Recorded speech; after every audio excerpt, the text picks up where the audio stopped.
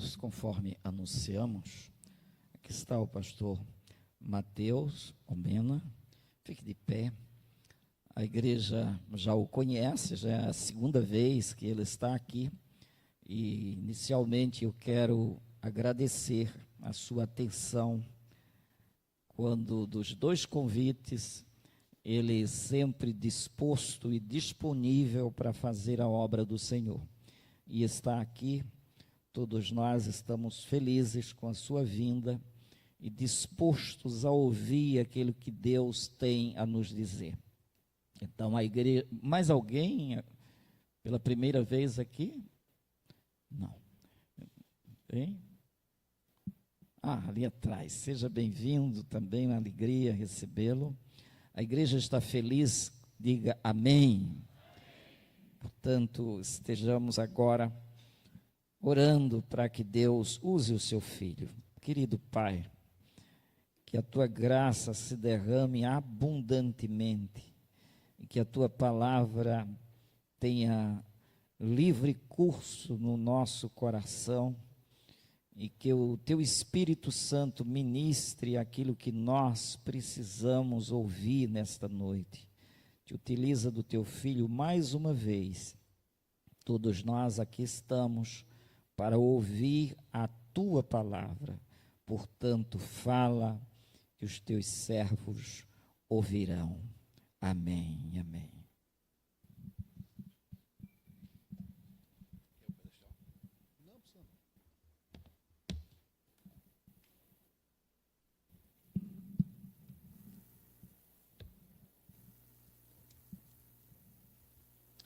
A graça e a paz, meus irmãos. Bom, motivo de alegria, né, estar aqui novamente, segunda vez, e estar aqui para falar de um tema que é missões, né, que é algo que arde no meu coração, né, seria algo que deveria arder no coração de todos, né, mas às vezes a igreja ela precisa às vezes de um sacode para a gente lembrar desse chamado que nós temos, né? Costumo dizer que a igreja, ela não possui um chamado missionário, ela tem uma identidade missionária. A igreja, ela é missionária, não é uma opção para ela, tá? Muito obrigado pelo convite, irmã Luzângela, irmão Martins, meu aluno lá no seminário. Temos ali também outro aluno lá, nosso irmão Samuel. Bom, para quem está me vendo pela primeira vez, eu sou professor de teologia, ensino no Seminário Teológico Pentecostal do Nordeste, também ensino na FATEADEG, que é o Seminário de Teologia das Assembleias de Deus de Nova de Paz, e no Seminário Teológico Batista Nacional, que é da denominação da minha igreja. Faço parte da Igreja Batista Nacional no Barro, onde lá sou pastor auxiliar, cuido também da parte de educação religiosa, entre outras coisas mais. Certo?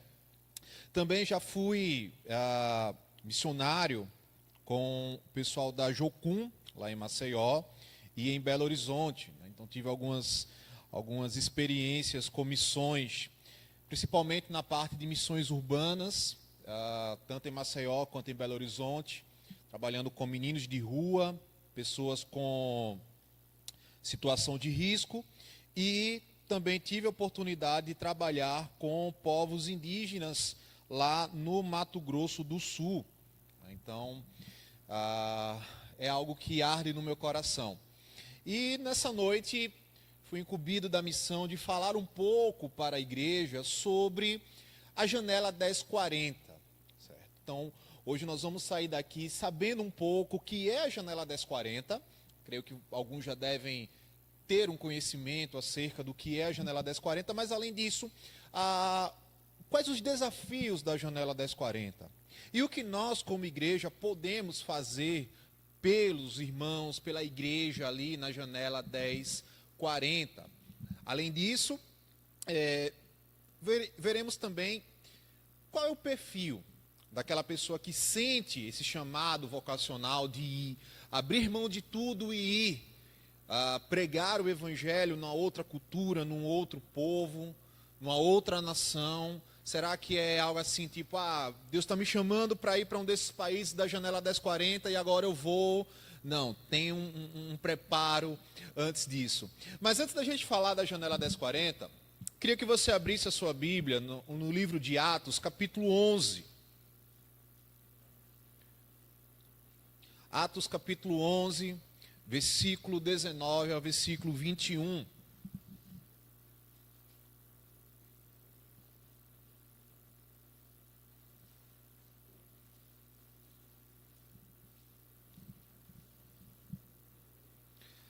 Todos acharam?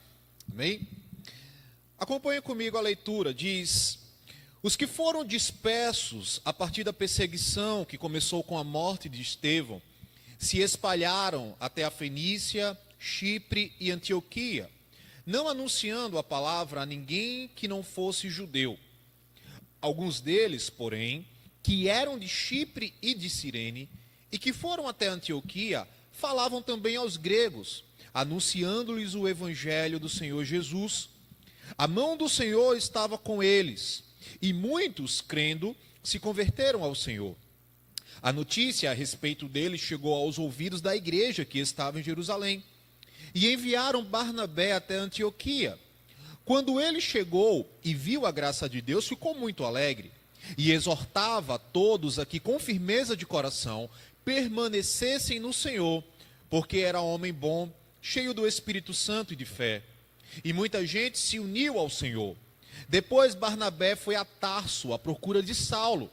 E quando o encontrou, levou-o para Antioquia. E durante um ano inteiro se reuniram naquela igreja e ensinaram numerosa multidão. Em Antioquia, os discípulos foram pela primeira vez chamados cristãos. O livro de Atos é aquele livro que marca ali o início, o surgimento da igreja. É o livro que marca o início das investidas missionárias da igreja, principalmente o chegar do evangelho até os gentios por meio, principalmente aqui, do apóstolo Paulo. Então é o livro que ali nós temos todo o relato do crescimento da igreja, desde Jerusalém a Samaria até os confins da terra. E aqui, Atos 11, nós temos um momento muito chave na expansão da igreja.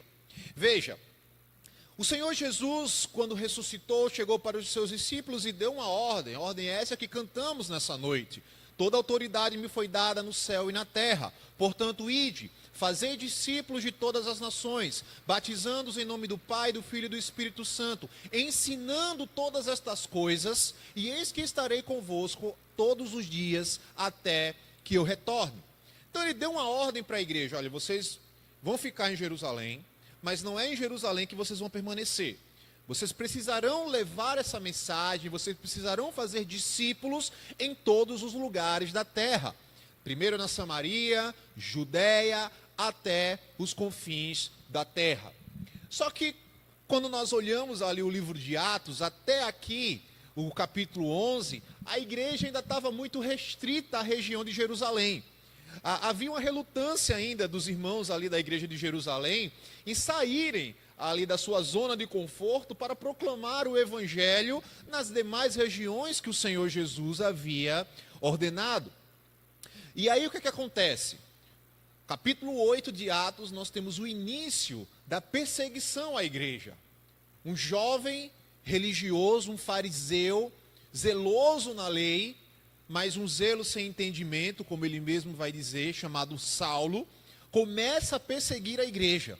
Começa agora a ir atrás desses irmãos, desses que ele chamava os do caminho, os seguidores do Nazareno. E essa perseguição faz com que a igreja agora ela saia da sua zona de conforto e ela comece a se espalhar. A morte de Estevão é um marco nesse momento aqui. E aqui no capítulo 11, Lucas, ele registra justamente que após a morte de Estevão, essa perseguição forçou os cristãos a se dispersarem por todas as regiões ali do mundo antigo, pelas regiões mais distantes. Parecia que aquele evento trágico que havia acontecido com o jovem diácono Estevão havia sido usado por Deus para que o evangelho pudesse ser espalhado. E aqui uma coisa interessante que nós vemos é que mesmo saindo da sua zona de conforto, aqueles irmãos da igreja de Jerusalém ainda insistiam em não pregar o evangelho para os gentios. Veja, os que foram dispersos se espalharam pela Fenícia, Chipre e Antioquia, mas não anunciaram a palavra a ninguém que não fosse judeu.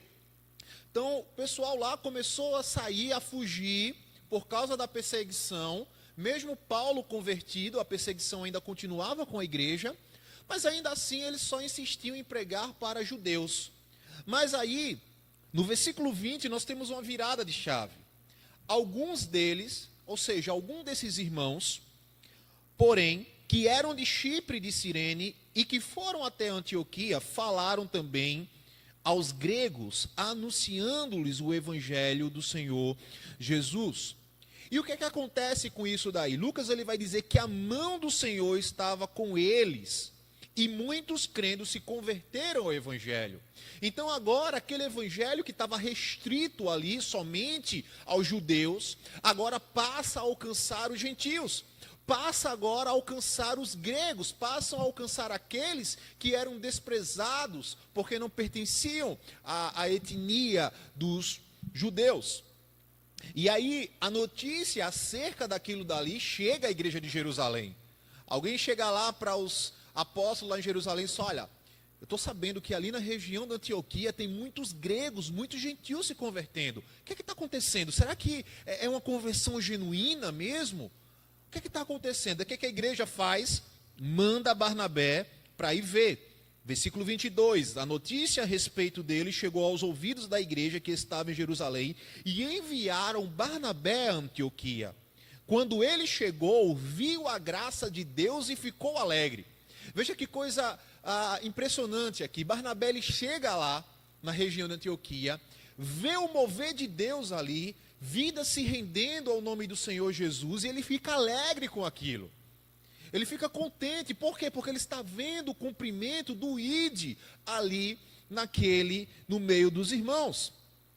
E aí ele exortava que todos, com firmeza de coração, permanecessem firmes no Senhor. Então Barnabé se juntou àqueles irmãos ali e começou a discipulá-los. Começou a exortá-los para que eles se mantivessem firmes. Por quê? A perseguição ia chegar para eles também. Assim como a perseguição chegou para os judeus, a perseguição também chegaria para os cristãos gentílicos. E aí, versículo 24 vai dizer uma característica de Barnabé, que ele era um homem bom, cheio do Espírito Santo e de fé, e muita gente se uniu ao Senhor. Só que aí no versículo 25, Lucas aqui, ele nos dá uma informação que é algo assim muito marcante quando nós falamos em missões. Veja, nessas minhas caminhadas, em trabalhos missionários, seja com a Jocum, seja fora da Jocum, com outras organizações, uma coisa que eu nunca ouvi é um missionário no campo falar que está sobrando trabalhadores. Você nunca vai ouvir isso. Não está sobrando trabalhadores aqui, não precisa mandar mais ninguém não, a gente está conseguindo dar conta. Não, falta trabalhadores. O próprio Senhor Jesus nos disse nos evangelhos, olhem, os campos estão prontos para a colheita, mas faltam os trabalhadores. Roguem ao Senhor da seara para que ele mande trabalhadores. E aí Barnabé se viu nesse cenário aqui.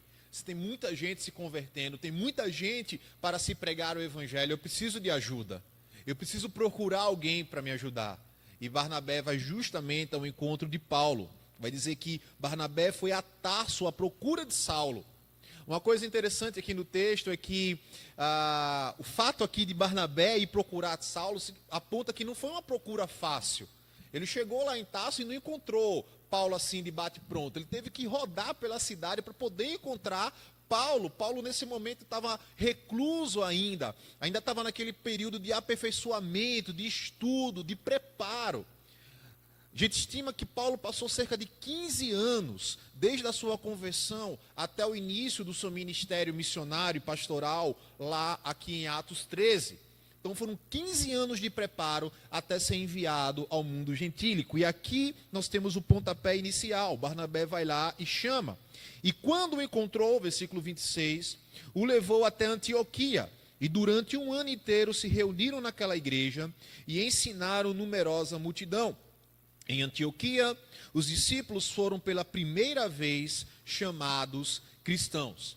E aí, se você pula lá para o capítulo 13, Lucas ele vai registrar o seguinte: havia na igreja de Antioquia profetas e mestres, Barnabé, Simeão, chamado Níger, Lúcio de Cirene, Manaém, que tinha sido criado com Herodes, o tetrarca, e Saulo. Enquanto eles estavam adorando o Senhor e jejuando, o Espírito Santo disse: separe-me agora Barnabé e Saulo para a obra que os tenho chamado. E então, jejuando e orando, impondo as mãos sobre eles, os despediram. E ali nós temos o início da viagem missionária, da primeira viagem missionária de Paulo. Então, a partir do capítulo 13 até o final do livro de Lucas, nós temos ali todas as investidas missionárias do apóstolo Paulo. E quando a gente estuda, irmãos, as viagens missionárias de Paulo, não tem como não ficar impressionado com a dedicação, a entrega desse homem ao cumprimento do chamado do seu Senhor. Paulo, ele evangelizou todo o mundo antigo. Norte da África, Ásia Menor, Europa. O evangelho ele chegou na Europa graças às investidas missionárias do apóstolo Paulo. Preso, Paulo continuou pregando o evangelho, tanto na sua prisão domiciliar, quanto na sua prisão em cadeias. E é interessante que na prisão domiciliar de Paulo, ele vai dizer que ele pregou o evangelho para toda a guarda pretoriana. A guarda pretoriana era a guarda pessoal de César. Eram soldados de elite de Roma, eles faziam a guarda de César. Para vocês verem como Paulo era visto como uma ameaça. O evangelho, ele é visto como uma ameaça em muitos desses países que nós iremos ver nessa noite. E Paulo, ele pregou para toda a guarda pretoriana. Eram mais de 1000 homens, gente. Cada troca de turno que Paulo via um soldado novo, opa, você é novo aqui, né? Já ouviu falar de Jesus? E começava a pregar o evangelho. Paulo pregou para muito mais pessoas preso do que nós pregamos de forma livre. Mas o que esse texto de Atos 11, ele tem, qual é a ligação que ele tem com o nosso estudo de hoje sobre a janela 1040? Assim como a igreja primitiva, ela foi desafiada, ela foi chamada a ultrapassar as barreiras culturais e geográficas para anunciar Jesus Cristo, a igreja hoje também vive esse mesmo desafio de ultrapassar e chegar a evangelizar as áreas aonde o nome de Cristo não é ouvido, aonde o nome de Cristo não é proclamado. Esse chamado ele se aplica não somente à janela 1040, mas a todas as regiões. Um pastor batista americano chamado John Piper, em um dos seus livros falando de missões, ele vai dizer o seguinte, que missões existe porque a adoração a Deus não existe. A razão de sermos criados é para que nós possamos glorificar a Deus e adorá-lo, e desfrutar da sua presença e da sua glória. Missões existem porque nesse mundo criado pelo nosso Deus, existem homens e mulheres que não estão cumprindo esse propósito de render adoração ao seu Criador. Estão entregues na sua idolatria, entregues no seu mundo, na sua religiosidade. Então missões existem porque a adoração não existe. Então a nossa missão como igreja é fazer com que o nome de Cristo seja adorado entre as nações. E como é que nós fazemos isso? Proclamando o Evangelho. E aí, quando nós olhamos para a janela 1040, assim como a igreja aqui em Atos, assim como Paulo nas suas investidas missionárias, muitas barreiras surgem para impedir o avanço da pregação do Evangelho. Mas o que é essa tal janela 1040? A janela 1040, ela compreende uma região de países, você pega o globo e ela forma uma janelinha, assim, bem no meio do globo, onde o evangelho ainda não conseguiu penetrar. E em países que há uma presença evangélica, o evangelho ele não é livre. Então, os irmãos ali, os crentes ali, eles não têm liberdade, como nós aqui, no dia de semana, numa quarta-feira, nos reunirmos, cantarmos e pregarmos a palavra de Deus. Ela é chamada janela 1040 porque o núcleo que nós não atingimos ainda com a pregação do evangelho, ele forma um ângulo de 10 graus de latitude e 40 graus de longitude. Então, por isso que ela é chamada de janela 1040. Ela se estende desde a África Ocidental, a parte norte da África, até a Ásia Oriental e pegando um pouco aqui de alguns países da América Latina e da América Central, como, por exemplo, México, Colômbia e agora a Venezuela. Então, são países ali que fazem parte dessa janela 1040. E é justamente dentro dessa janela desses países que estão os maiores grupos religiosos do mundo. É ali que nós temos a maior concentração de muçulmanos, hindus e budistas. Ou seja, são bilhões de almas espiritualmente empobrecidas que precisam conhecer o verdadeiro evangelho, o evangelho de Cristo que liberta, que salva e que leva o homem à vida eterna e à presença de Deus. A janela 1040, só alguns dados para os irmãos terem ciência. Estima-se que, isso são dados da Missões Portas Abertas, tá? Dos 4 bilhões de pessoas que vivem nessa janela, 70% tem menos de 35 anos. 95% das pessoas que moram na janela 1040 não foram alcançadas pelo Evangelho. Imagina uma população de mais de 4 bilhões de pessoas, onde 95% não ouviu o Evangelho. É muita gente que não ouviu nem sequer falar o nome de Jesus, que dirá o que ele fez, que dirá a sua mensagem. É o lugar com menos países evangelizados. As pessoas que ali moram, elas podem morrer por causa de Cristo. 87% das pessoas vivem abaixo da linha da pobreza nestes países. É nestes países, como eu falei, que existe a predominância dos principais blocos religiosos não cristãos do mundo: islamismo, budismo e hinduísmo. Um outro dado alarmante que nós temos da janela 1040 é a prostituição, que é irrestrita nesses países. Além disso, por conta da pobreza e da fome, você tem um grande índice de desnutrição, de subdesenvolvimento humano. E a existência de grandes cidades não alcançadas. E quais são esses países ali da janela 1040? Na região da Ásia, nós temos 21 países que o evangelho ainda não chegou.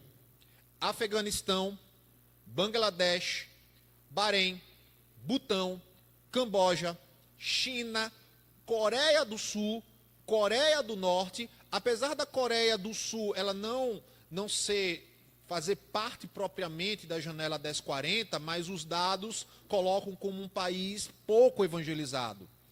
Filipinas, Índia, Japão, Laos, Malásia, Maldivas, Mongólia, Nepal, Paquistão, Sri Lanka, Tailândia, Taiwan e Vietnã. Esses são alguns países da Ásia que o evangelho não chegou. E alguns desses há uma presença evangélica lá, mas ela é muito pequena, ela não tem força. Na África nós temos 12 países: Benin, Burkina Faso, Cabo Verde, Chade, Etiópia, Gâmbia, Guiné, Guiné-Bissau, Mali, Niger, Senegal. Oriente Médio, a coisa fica bem mais complicada.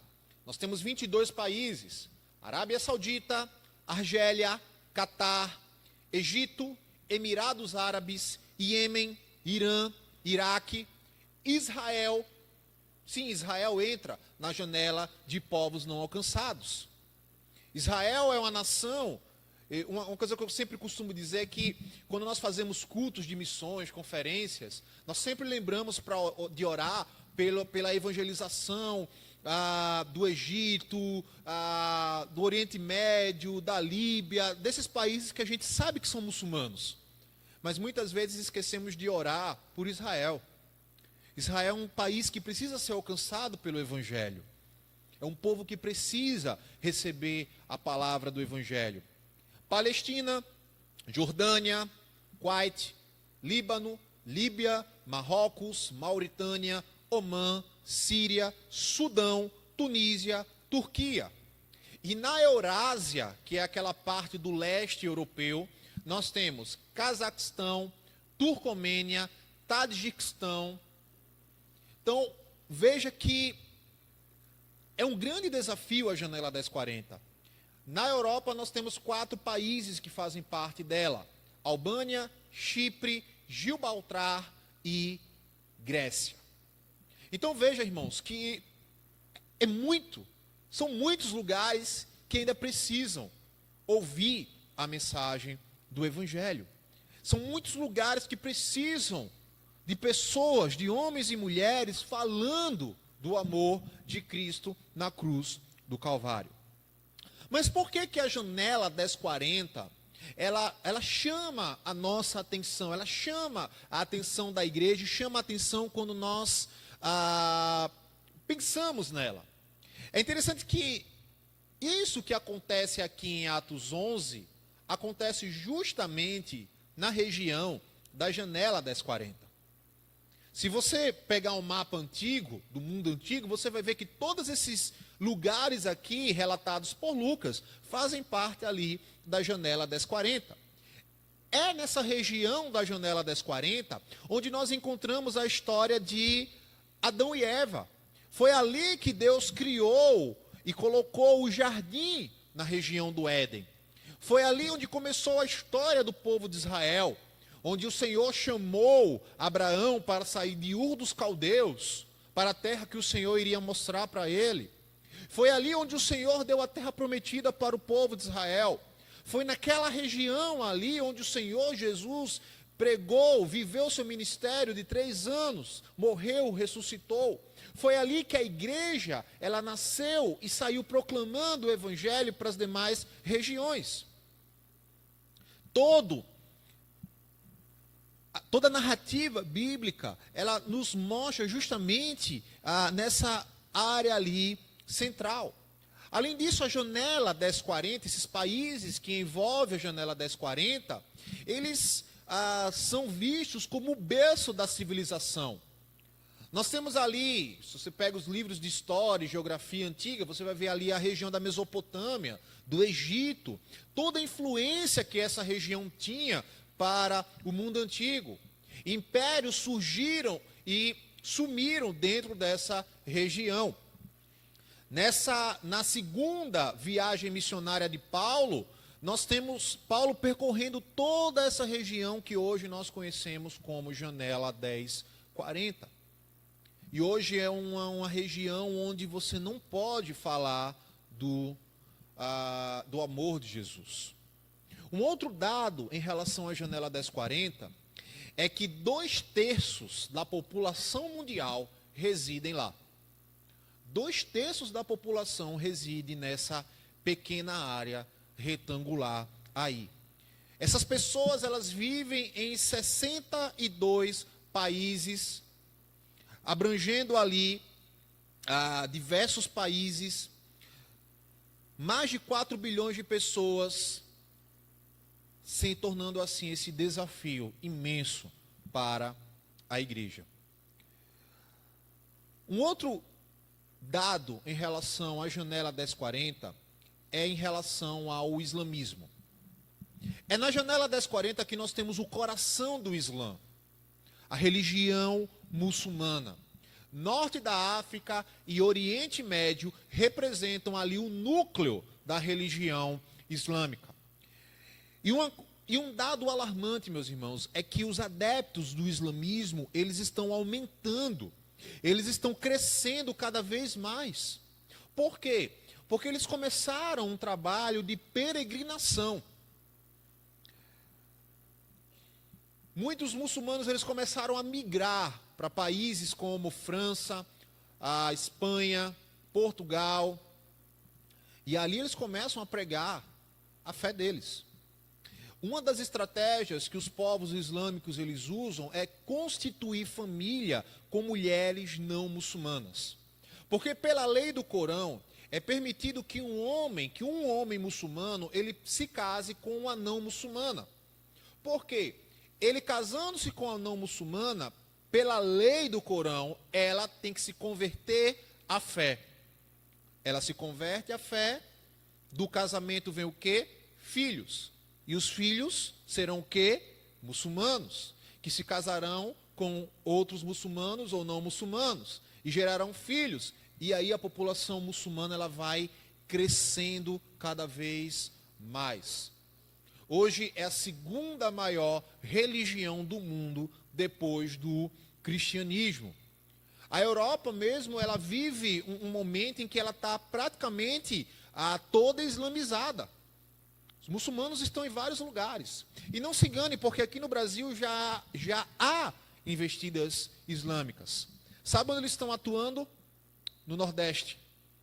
Sertão nordestino. Araripina tem uma mesquita muçulmana. Aqui perto não, né? 800 quilômetros daqui. Mas dentro do nosso estado. Então nós já temos uma mesquita muçulmana lá.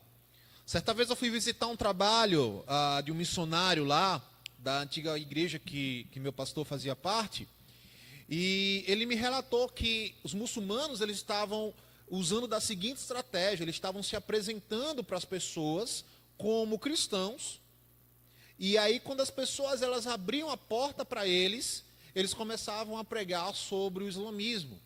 Além disso, eles estavam entrando também ali na região do sertão do Araripe com o trabalho de ação social. Sabe como? Cavando poços artesianos e trazendo água para o povo. Então, além disso, a estratégia de casar com mulheres não muçulmanas. Então, o islamismo, ele representa um grande desafio para a janela 1040. E por que o islamismo ele é um grande desafio? Porque a fé islâmica, ela é unificada ao Estado. Todos os países do norte da África e do Oriente Médio, eles seguem um regime teocrático. Então a lei do país ela é regida pelo Alcorão. A constituição do país é regida pelo Alcorão. Então, se você vai num país desse para pregar o evangelho lá, você está se levantando contra a lei civil daquele país, que não permite que os seus habitantes sigam outra religião que não seja a religião islã. Um outro detalhe, meus irmãos, é que, diferente do que a mídia ela aponta acerca do islamismo, não, olha, o islamismo ele não é essa religião de terrorismo, é a religião da paz. Não é a religião da paz. O Corão, ele não prega a paz. O Corão, ele prega a guerra. O Alcorão, ele vai dizer que quem não é da fé é inimigo da fé. Então, todos aqueles que não são muçulmanos são inimigos da fé islã. E estes, se não se converterem, merecem a morte. Lógico que quando a gente estuda ali um pouco da origem do islamismo, nós vamos ver que tem dois grupos dentro do Islã. Você tem os xiitas e os sunitas. Os xiitas são aqueles que se consideram os herdeiros diretos da descendência de Maomé. E eles são muito mais radicais no cumprimento daquilo que o Corão ele diz. Então é dos xiitas que vêm os principais grupos terroristas, que querem impor a religião islâmica por meio da guerra, como Maomé fez. Os sunitas são a ala mais moderada. Então eles querem pregar o islamismo, mas não por meio de armas. Eles querem através da cultura, através justamente da família. Mas qual é o problema em relação a isso? É que o sunita ele não vai se levantar contra o xiita. Ele não vai chegar e falar, olha, os xiitas eles estão errados em pegar, como, por exemplo, hoje, 11 de setembro, celebra-se 23 anos, né? Se relembra, na verdade, 23 anos dos atentados ao World Trade Center. Então, um sunita ele não vai chegar e dizer, olha, o que os xiitas fizeram isso aí foi errado. Ele não vai dizer isso. Por quê? Porque eles estão cumprindo o Corão. E falar que o outro está errado aí contra o Corão. Eles não vão fazer isso. Então, os países muçulmanos, eles representam esse grande desafio. Existe o testemunho de um irmão, o irmão Merdi. Ele era simplesmente príncipe de Marrocos. E o que foi que aconteceu? Ele foi enviado para a Alemanha para estudar em um seminário muçulmano. Sim, irmãos, os muçulmanos estudam a sua teologia. Não pensem que essas religiões, elas não têm a sua base teológica, podemos dizer assim. Eles têm. E ele foi enviado para esse seminário para estudar a fé islâmica. Chegando lá, um dos seus professores deu um trabalho para ele. Ele tinha que pegar, ler os 4 evangelhos e refutar tudo que os evangelhos e tudo que Jesus estava dizendo ali. E sabe qual foi a consequência?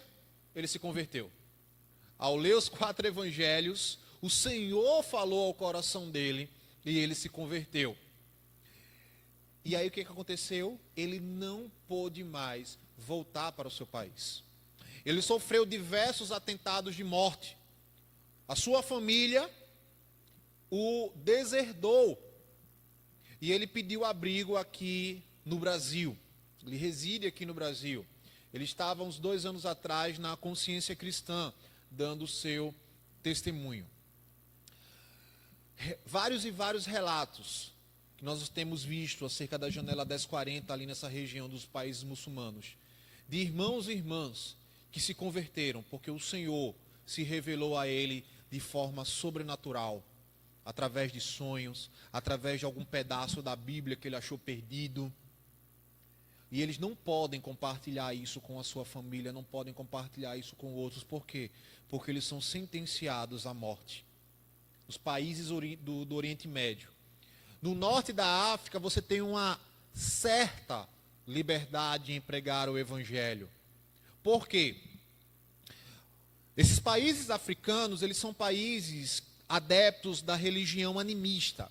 Então, eles cultuam as divindades naturais, a natureza, todos esses demônios que nós sabemos. E aí, o que é que acontece? O Islã chegou lá, impôs a sua religião, só que muitos desses homens e mulheres que abraçaram o islamismo, eles não deixaram de lado o animismo, porque é a religião da sua família. E aí há um sincretismo religioso ali. O camarada, ele é muçulmano, mas ao mesmo tempo ele ainda tem as suas práticas animistas. E o que que acontece? Por conta disso, muitos grupos xiitas acabam invadindo esses países e causando guerras ali. E a gente vê vários noticiários disso daí, de guerras civis, além das questões geopolíticas desses países. Então veja que essa região, norte da África e Oriente Médio, não é uma região fácil de se pregar o Evangelho. Há toda uma problemática geopolítica e religiosa ali. Por isso que nós precisamos sempre lembrar dos nossos irmãos e irmãs que se encontram nessa região da janela 1040. Um outro grupo também que dificulta bastante o evangelismo dentro da janela 1040 são os hindus. Segundo dados do Portas Abertas, da missão Portas Abertas, nesse grupo da janela 1040, nós temos cerca de 706 milhões de pessoas que são muçulmanas. Já no lado hindu, nós temos 717 milhões de pessoas adeptas da religião do hinduísmo. O hinduísmo é uma religião politeísta. Eles creem em diversos deuses. E um dos desafios da religião hindu é a cosmovisão, ou seja, é a forma como eles enxergam o mundo e se enxergam. Porque o que acontece? O hindu, ele tem o entendimento de que o mundo, ele foi criado por uma divindade má. E essa divindade má, ela aprisionou os homens nesse mundo, e eles entendem que a vida que eles levam é o destino deles, eles não podem mudar daquilo dali. Por isso que no hinduísmo você tem as castas. Então quem é de uma casta inferior, como por exemplo os Dalits, eles vivem a vida fadados àquilo dali. Ele não vai ter aquela perspectiva de tipo, eu posso mudar de vida. Não, ele entende que ele foi amaldiçoado e ele vai viver a vida dele dentro daquele regime ali. E ele só pode se libertar por meio dos processos de reencarnação. Até que chega um momento em que, depois de tantas reencarnações, a alma, que é a parte boa deles, se une ao Deus do universo, que é Brahma. E aí ela pode desfrutar de paz. Então, por conta disso, também nos países hindus, a religião ela se mistura com o Estado. Então você tem leis que regem o país, que são baseados nos escritos religiosos dos hindus. Então você não pode simplesmente chegar em qualquer região ali de um país hindu, da Índia, por exemplo, e simplesmente pregar o evangelho. Porque você vai estar indo contra as leis civis daquele país. Então não é permitido isso. E assim como no islamismo, você também tem subgrupos dentro do islamismo. Aliás, dentro do hinduísmo. Você tem os vários grupos ali, o que dificulta ainda mais a pregação e a propagação do evangelho. E o terceiro grupo são os budistas. Estima-se que 153 milhões de pessoas que moram aí na janela das 40 são adeptos do budismo. Então veja que não é um desafio pequeno. É um desafio gigantesco. É um desafio muito grande. Então, o que nós podemos notar aqui na janela 1040, meus irmãos, é que a igreja, ela sofre uma resistência religiosa e cultural. Países em que o cristianismo ele é ilegal, conversões ao cristianismo podem te levar à morte.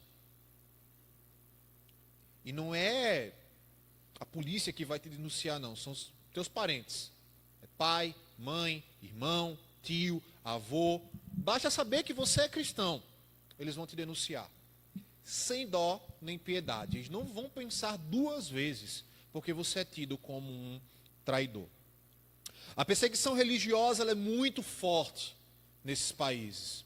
No Paquistão, eles têm leis de blasfêmia. Então, todas as pessoas que são achadas como cristãos são condenadas pelo governo por blasfêmia, porque elas estão blasfemando contra a religião e aí eles são levados à morte. Além disso, existem as barreiras linguísticas e culturais. Só para vocês terem ideia, meus irmãos, na Índia, existem cerca de 2.000 grupos de pessoas que não ouviram falar de Jesus. Cada grupo com sua própria língua e tradição. Então, no norte da Índia, você tem um grupo que fala um tipo de dialeto. Na parte central, você tem outros grupos que falam outro dialeto. No sul, você tem mais grupos que falam outros dialetos. Então, existe o desafio linguístico. Sabe qual é um dos grandes desafios para a igreja em países assim? Ter a Bíblia disponível na linguagem desse povo. Principalmente a África e essas regiões hindus. Por quê? São regiões em que nós temos as chamadas línguas ágrafas. O que é uma língua ágrafa? É uma língua que não tem gramática. E aí como é que você traduz algo para uma língua que não tem uma gramática? Sabe como é o trabalho de um missionário, de um tradutor de Bíblia em países de língua ágrafa? O missionário vai para aquele país, ele vai conhecer a cultura do país, ele vai aprender o dialeto daquele povo. Depois que ele aprende, ele está fluente no dialeto, ele vai preparar uma gramática. Quando ele prepara a gramática, ele vai ter que fazer o que agora?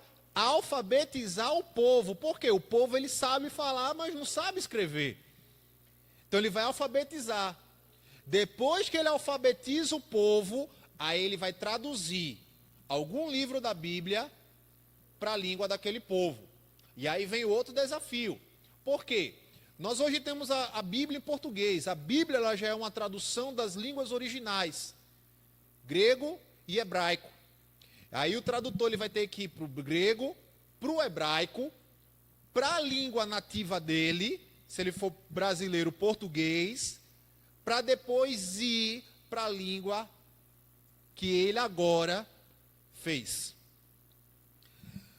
Estima-se que o processo de tradução de uma Bíblia, de Gênesis a Apocalipse, passando dentro de um povo de língua ágrafa, dura cerca de 40 a 45 anos. 40 a 45 anos. Um dos grandes missiólogos aqui do Brasil, o reverendo Ronaldo Lindório, ele trabalhou com povos indígenas e com tribos em Gana, na África. Ele, pela graça de Deus, ele conseguiu, nesses dois povos, traduzir o Novo Testamento e instruir o povo a ler o Novo Testamento em língua ágrafa em cerca de 22 anos de trabalho no meio desses povos. Não é um desafio fácil, meus irmãos. E aí você vê países que não têm acesso à Bíblia na sua língua materna. E os irmãos dali clamam por esse momento de ter acesso às Escrituras. E nós, com várias traduções, Bíblias de todos os tamanhos e cores, muitas vezes deixamos ela fechada no rack da nossa sala, ou às vezes aberta em algum salmo, como se fosse algum tipo de amuleto, e não damos o devido valor àquilo que nós chamamos de palavra de Deus. Se isso é palavra de Deus, então precisamos tratá-la como palavra de Deus e valorizá-la como palavra de Deus.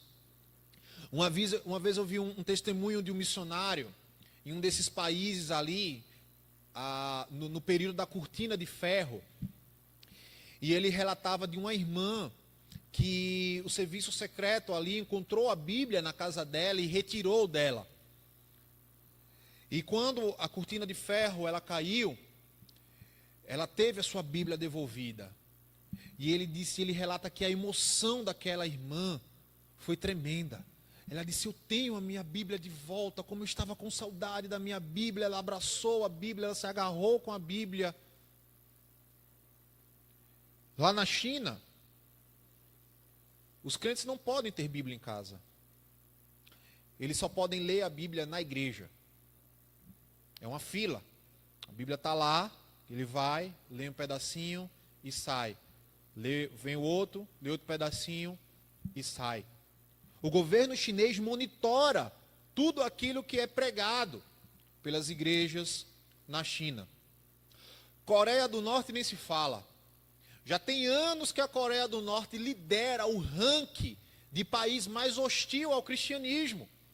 Ranking este que era liderado por muitos anos pelo Irã.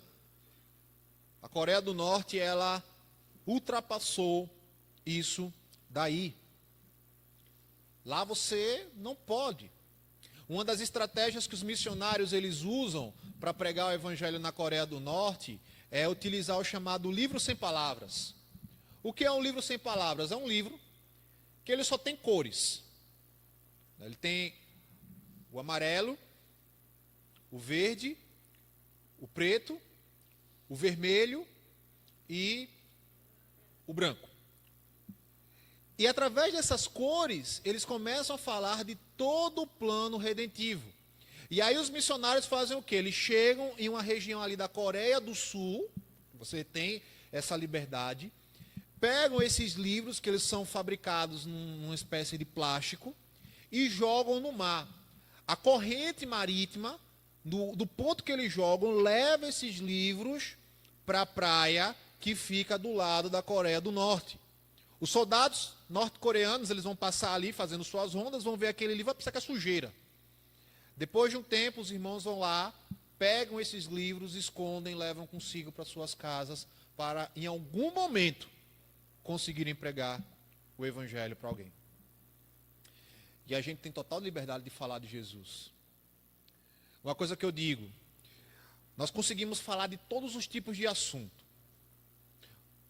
Hoje, a gente mal enfrenta fila de banco, né, ou de lotérica. Depois da pandemia, a gente usa muitos aplicativos de banco, né, Pix, Internet Bank e tudo mais. Mas é muito comum, numa fila de banco, numa lotérica, você começar a puxar assunto da mais... Basta alguém chegar atrás de você e falar, está demorando, né? Fila demorada, esse caixa aí é meio enrolado, né? Tem uns 15 minutos que ele está ali e não sai. Pronto, ali começa um diálogo. E você fala de tudo, de política, de futebol, da vizinhança, do bairro, do aquecimento global. E aí você perdeu a oportunidade de falar de Jesus Cristo. No Uber, você pega às vezes aquele Uber que é calado, né? Mas pega às vezes aquele Uber que gosta de falar. Vai falar dos mais diversos assuntos, do trânsito, disso, daquilo outro, e não consegue falar de Jesus. No trabalho você fala do seu time que perdeu, do episódio da série, do filme, e você não consegue falar de Jesus, enquanto vários e vários irmãos que estão nesses países querem só poder dizer, olha, Jesus te ama, e não podem publicamente, porque senão serão mortos ou presos. Mas ainda assim, eles o fazem. Ainda assim, eles insistem. Além disso, nós temos o desafio da pobreza e da fome. Em Bangladesh, por exemplo, 20% da população vive abaixo da pobreza extrema. Então, muitas vezes, o trabalho missionário nesses países envolve também a prestação de ajuda humanitária. E aí, para encerrarmos, meus irmãos, uma das coisas que nós vemos em relação à janela 1040 é a falta de recursos missionários. Por que o evangelho ainda não chegou com eficácia nesses países? Porque falta interesse das igrejas nos países livres em investir em recursos missionários. Segundo dados da Missões Portas Abertas e de uma outra missão chamada Os Peregrinos, menos de 10% dos missionários a nível mundial trabalham nessas regiões. 90% dos recursos missionários e dos investimentos da igreja são para as áreas e países onde já há o cristianismo e o evangelho estabelecido. Ronaldo Lidório, citando ele mais uma vez, vai dizer que os povos mais fáceis de alcançar são aqueles que já foram contactados, aqueles que já têm uma presença do evangelho. E nos países livres o evangelho já chegou há muito tempo. Restam agora os difíceis, que estão aí dentro da janela 1040. Mas o que é que precisa para ser um missionário dentro da janela 1040? Se você voltar para o capítulo 11, o capítulo 13 de Atos que nós lemos, principalmente o capítulo 13, você vai ver que a igreja enviou para uma viagem missionária o melhor que ela tinha. Paulo e Barnabé. Eles pegaram os mais preparados ali e enviaram. Vão. Vocês são responsáveis agora por discipular e pregar o evangelho. A igreja de Jerusalém cresceu rapidamente. O poder sobrenatural de Deus estava se revelando ali em todos os lugares da igreja. Mas eles precisavam alcançar as regiões não alcançadas. Eles precisavam ir além-mar. E eles enviam Paulo e Barnabé. O missionário, para trabalhar na Janela 1040, ele tem que ter preparo bíblico-teológico para ir. Não basta boa vontade. Tem que ter preparo. Lógico, primeiro ele tem que ter desfrutado de um verdadeiro arrependimento, de uma conversão genuína. Ele precisa ser um crente. Ele precisa ser alguém que é membro da igreja e atua na sua igreja. O que eu acho interessante é que às vezes eu olho alguns cristãos que falam tanto da Janela 1040, da importância de pregar na Janela 1040, de falar para os irmãos nos países perseguidos, mas o cara não consegue falar de Jesus para o vizinho, para o colega de trabalho. O cara não consegue pregar o evangelho do outro lado da rua e quer pregar lá do outro lado do mundo, onde ele não pode nem em praça pública falar de Jesus. Precisamos não só olhar para a Janela 1040, mas olhar também para a nossa igreja local. Então, o missionário precisa ter esse preparo.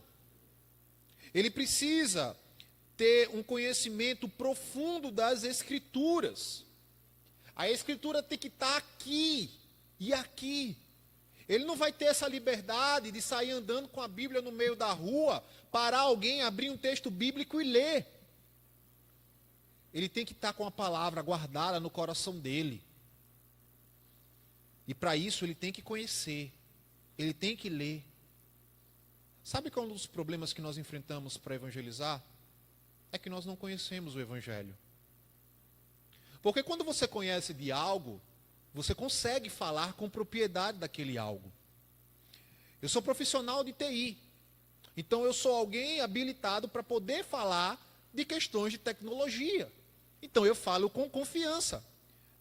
Mas se alguém chegar aqui e falar, Mateus, começa a falar aí sobre direito ou psicologia, eu não vou conseguir falar. Por quê? Porque eu não tenho formação na área, eu não conheço. No muito eu vou falar alguma coisa superficial, que eu ouvi, li. Eu não vou poder falar com profundidade. Sabe por que a gente não fala com profundidade do Evangelho? Porque a gente não conhece o Evangelho. Por que a gente não conhece o Evangelho? Porque a gente não lê. A gente não se dedica na leitura das Escrituras. A gente não ouve o Senhor falar conosco por meio da Bíblia. É no muito na quarta-feira, no domingo de noite, e olhe lá. Saiu por essas portas, acabou. Não lembro mais de nada. Uma vez eu cheguei para os meus alunos no seminário e eu falava algo com eles sobre os mandamentos. E aí eu perguntei para eles, qual é o 6º mandamento? E aquele silêncio na sala. Eu disse, gente, eu não acredito que vocês não sabem os 10 mandamentos, não. Passei uma tarefinha para eles, vocês vão escrever à mão os 10 mandamentos 10 vezes em ordem para vocês lembrarem. Uma criança de 12 anos, muçulmana, ela recita o Alcorão completo. Não é pedaços, frações, não. É o Alcorão todo, completo. Ela recita. Faz parte da instrução e da educação dela. E nós cristãos não sabemos recitar os 10 mandamentos em ordem. Aí tem uns crentes que são espertinhos, não, mas Jesus resumiu em 2. Amarás o teu Deus acima de todas as coisas e o teu próximo como a ti mesmo. Certo, não, errado não está, mas... Pois é. Além disso, é importante para missionários que vão agir nessa região, um preparo profissional. Certa vez eu conversava com um rapaz, lá em Maceió, em um dos treinamentos que eu dava na Jocum, e ele falou que sentia um chamado de Deus para pregar, para ir levar o Evangelho num desses países da Janela 1040. Eu disse, amém, cara. E esse aí, o que é que eu faço? O que é que eu preciso fazer? Eu disse, primeiro, vá para uma faculdade. Como assim para uma faculdade? Vá para uma faculdade. Escolha um curso, estude 4 anos, para que você possa servir nesse país através da sua profissão. E se prepare teologicamente. Mas como assim? Eu disse, cara, muitos destes países, você não vai entrar com passaporte de missionário, não. Você chegar na alfândega, mostrar o seu passaporte, você é o quê? Missionário, volta. Você é o quê? Pastor, volta. Se voltar. Se dali não ir para a prisão. Muitos missionários têm que entrar nesses países com uma profissão. Sabe qual é uma das profissões que tem servido bastante para pregar o evangelho, principalmente no Oriente Médio? Futebol. A Junta de Missões Mundiais, que é uma organização missionária da Igreja Batista, eles têm o projeto chamado Os Atletas de Cristo, um projeto bem antigo, que eles usam justamente os esportes para poder ser uma ponte de pregação do evangelho. E eu já vi relatos de muitos missionários que foram para esses países como jogadores de futebol. E ali eles tiveram a oportunidade de pregar o evangelho a muitos jovens, a muitas crianças, e ali ver eles se convertendo. É um desafio muito grande. A igreja, nos países livres, ela tem uma enorme responsabilidade nas suas mãos, que é de preparar e enviar homens e mulheres dispostos a entregar a sua vida por amor a Cristo nesses países. Precisamos orar para que o Senhor levante do nosso meio trabalhadores para essa seara da janela 1040. E para a gente fechar, não somente da janela 1040 a nível mundial, mas da janela 1040 brasileira. Você sabia que nós temos uma janela 1040? No Brasil existem povos não evangelizados, não alcançados. Sertanejos, Nordeste, representa um grande desafio para a evangelização. Nordeste é a região mais populosa do Brasil. Estima-se que só aqui no Nordeste, isso num dado do IBGE, moram cerca de 57 milhões de pessoas. Bem para mais. Região do sertão no Nordeste é uma região com pouca presença evangélica. Além do sertanejo, nós temos os ribeirinhos no norte do país.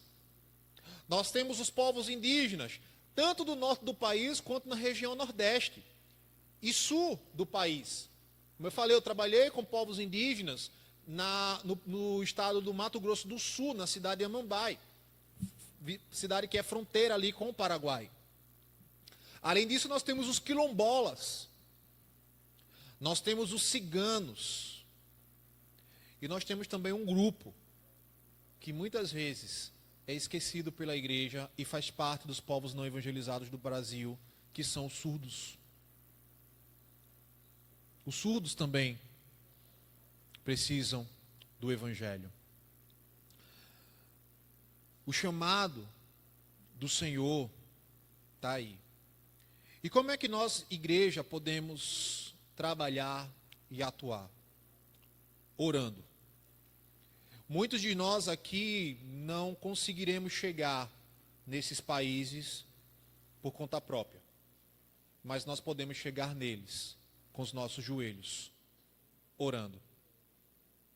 Certa vez eu ouvi um testemunho de Ronaldo Lindório, que ele dizia o seguinte, que houve um momento que ele estava no Amazonas e houve um problema no barco. E você tem um barco ali à deriva, no meio do rio Amazonas, é morte certa. E naquele momento ele começou a orar, e o barco voltou a funcionar, eles conseguiram chegar em segurança.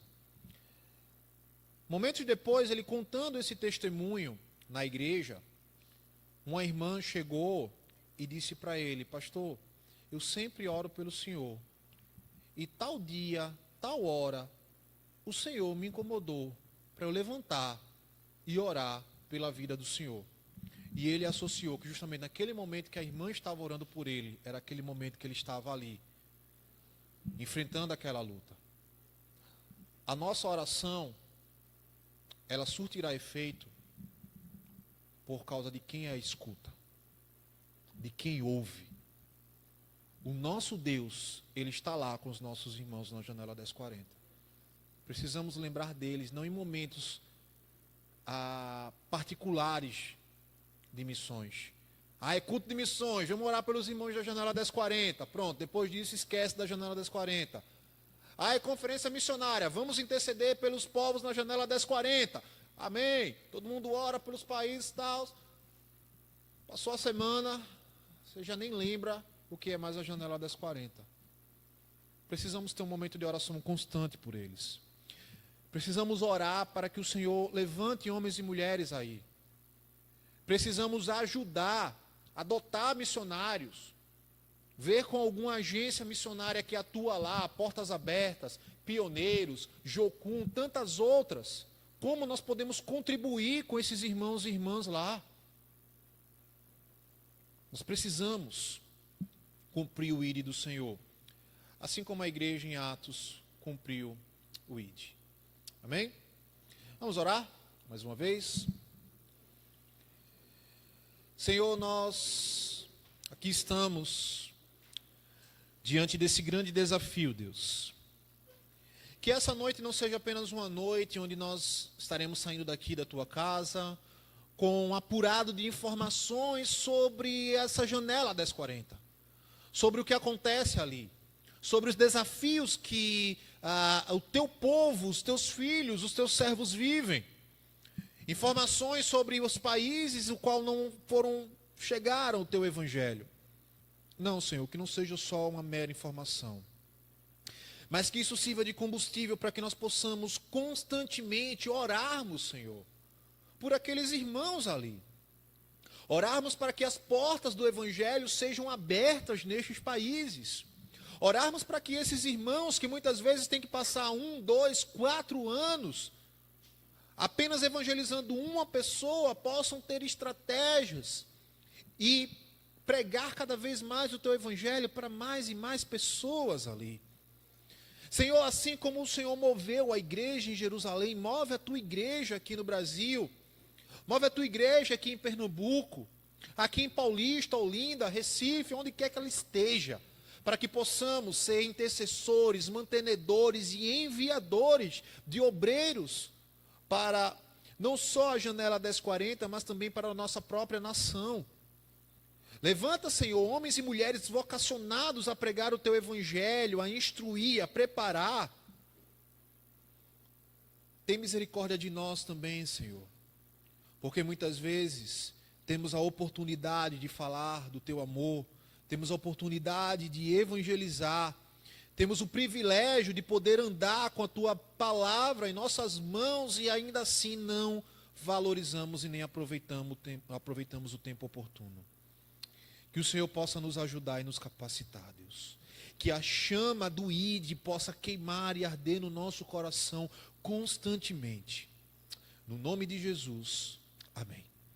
Amém, meus irmãos. Quero agradecer mais uma vez, irmãos Ângela, pastor Moisés, pela oportunidade. Espero que os irmãos tenham sido abençoados. Amém?